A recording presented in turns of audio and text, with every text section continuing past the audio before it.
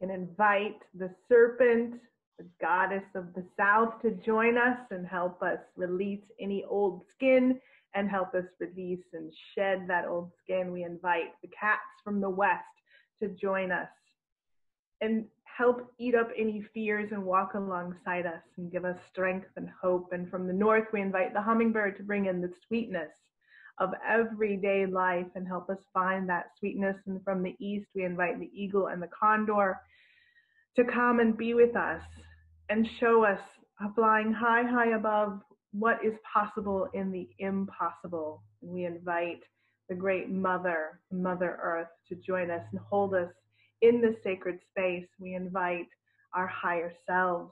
We invite any guides or spirits, the ancestors from above, aliens, star beings, join us for the insights that we can't even imagine, into the great spirit that is within each of us and every one of us, that we are everything and we are nothing. We invite them all to join us for this sacred space and conversation, and may you get started.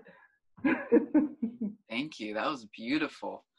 I feel like I should just keep that in and introduce our artist for the Golden Thread 3, women's work is really the title, not Golden Thread 3. Nichole Dement. Thank you. And you have been doing art for a considerable amount of time, haven't you? Yeah. I mid-90s I probably started, but my mid to late 20s, I wasn't an artist when I wasn't an artist. I didn't doodle or draw or do those things when I was younger, but it became a form of self-expression in my late 20s. And how did you come into that? Was there something that exposed you or inspired you to start expressing yourself, or to find that as a way of self-expression? Yeah, I went to college. I waited to go to college because for several reasons, but I went to Evergreen, the Evergreen State College in Olympia, and not originally from Washington, so I moved up here from Austin, Texas in 96 or maybe 95. Started going to Evergreen. Yeah, I think I moved up here in 95 and then went to Evergreen in 97. I did a stint as an AmeriCorps volunteer in Rainier Valley on a beautification project for a year. That was a wonderful experience. And then I went to Evergreen. I intended to study psychology, and I did not study psychology at Evergreen.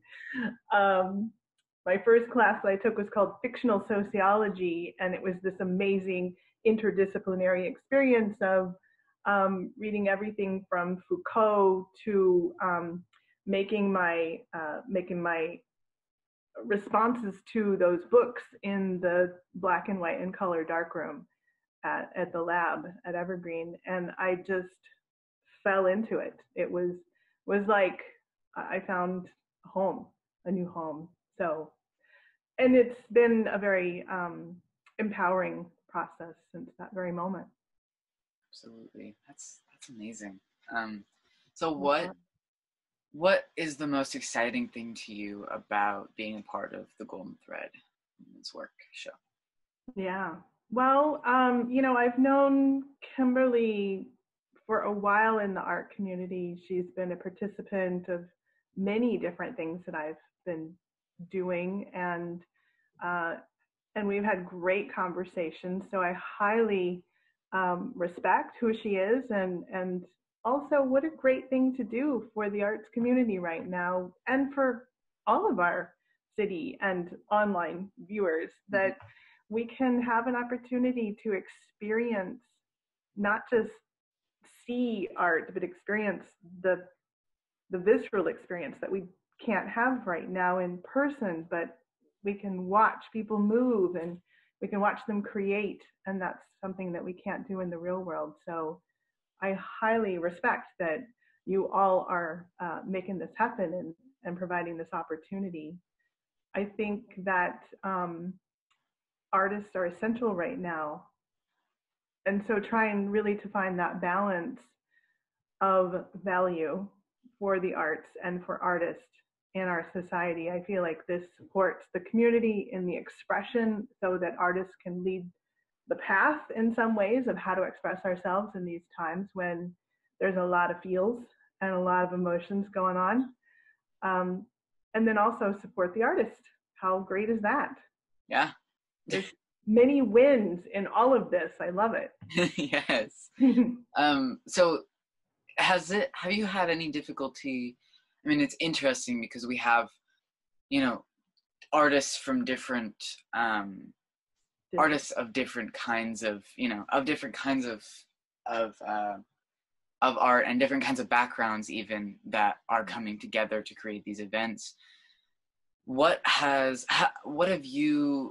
Have you had any difficulty staying creatively active, or has it been, because it might be different for you as more of a visual artist than someone who is, like an actor or a musician, while you still have that in-person connection that is so valued with artists, but it's not as well what we thought was as vital to the process of some other kinds, but it is important. Have you had any difficulty staying creatively active, or has there been anything that's helped you with that?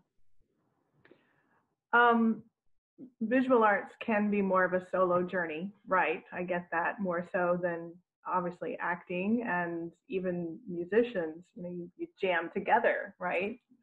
Visual artists can be more solo. So in this time, it's been difficult to create. I haven't wanted to imbue my work with some of the heavy emotions and psychological journey that I've been through. And I also just finished a very large show. I have a show that's actually still up at Gallery for Culture in downtown Seattle. It's a solo show that the day I installed it, Seattle received the first death from COVID-19. So let's just say the opening, I never imagined for my first really solid solo show in downtown Seattle that I would be happy that there was such a low attendance at my opening, but I was afraid, and the last thing I'd ever want is for someone to come to my exhibition and die. So, I mean, I know that sounds extreme, but these are the times that we're in. So anyway, I put up a very big show, and within a week it was closed. I was thankful for that because obviously what I just said, I don't want anyone to harm themselves for coming to see my work. But I tend to work in fits and spurts anyway, and that was a very large show that I did, and a lot of energy, and then I kind of take a break normally afterwards, but the situation's definitely enhanced the break that I took, and I'm thankful for this opportunity to work with Golden Thread because it's probably it's the first thing I've really done since that show. It'll be the first creating work again. And I'm going to start small, but yeah. So it's an inspiration and an incentive to do something again. But it has been hard to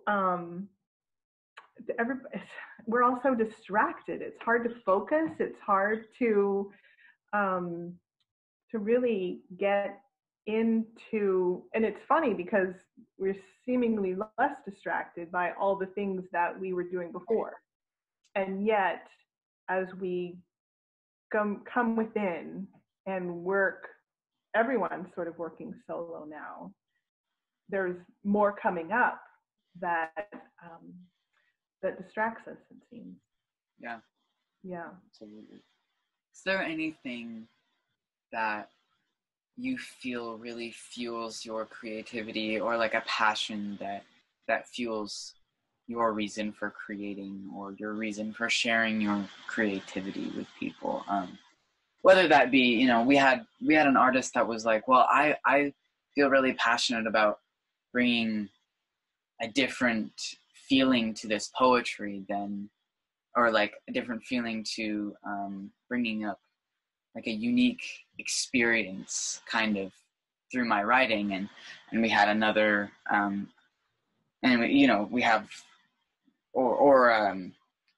someone who feels really passionately about a certain project or a certain movement or a group that really makes them feel alive and brings out their creativity to what they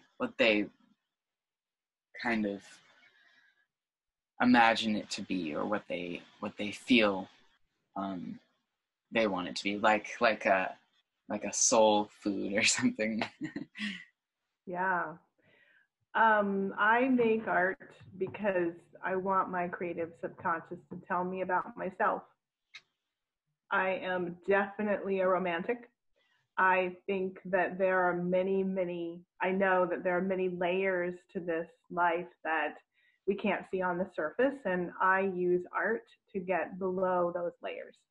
Mm-hmm. And it's told me a lot. I think it's much more fun to believe in that magic than to not. And art is a beautiful way to explore the inner workings. It's amazing how it works. It's fascinating and it's fun. I think, like I said, I went to Evergreen thinking I would study psychology, and I've learned more about my own self and my psyche through the processes of creating art than I would have. Well, maybe. I think I've learned more than I would have as a psychologist. And I've definitely had more freedom to explore without boundaries because of art. So I definitely create to learn more about myself.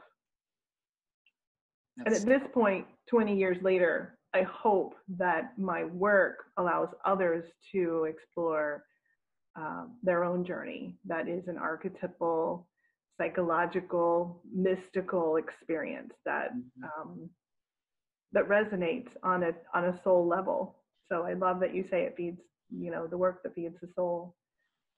I am definitely feeding my soul with my work. That's amazing. That, I mean, like, anyone who's done any kind of study or any reading or viewing anything that has to do with like psychology or sociology is like, would know, and who's also an artist would know how much those things can go hand in hand. And that's beautiful that you feel that you're able to bring that through in your work and even just to yourself. Yeah. Well, I try to. That's my goal, is to bring that through. And it's up to the people that explore it and experience it to be who they are and have it resonate or not. Absolutely. So that's my goal. Yeah, thank you. We can't wait to see what you bring to women's work, and I can't wait personally to see to experience what you're bringing. Thank you so much for the interview, for that conversation. We can't wait to see you all June 13th at 7, Women's Work. Be there, get your tickets. See you all. Yes, thank you. Thank you, Sebastian.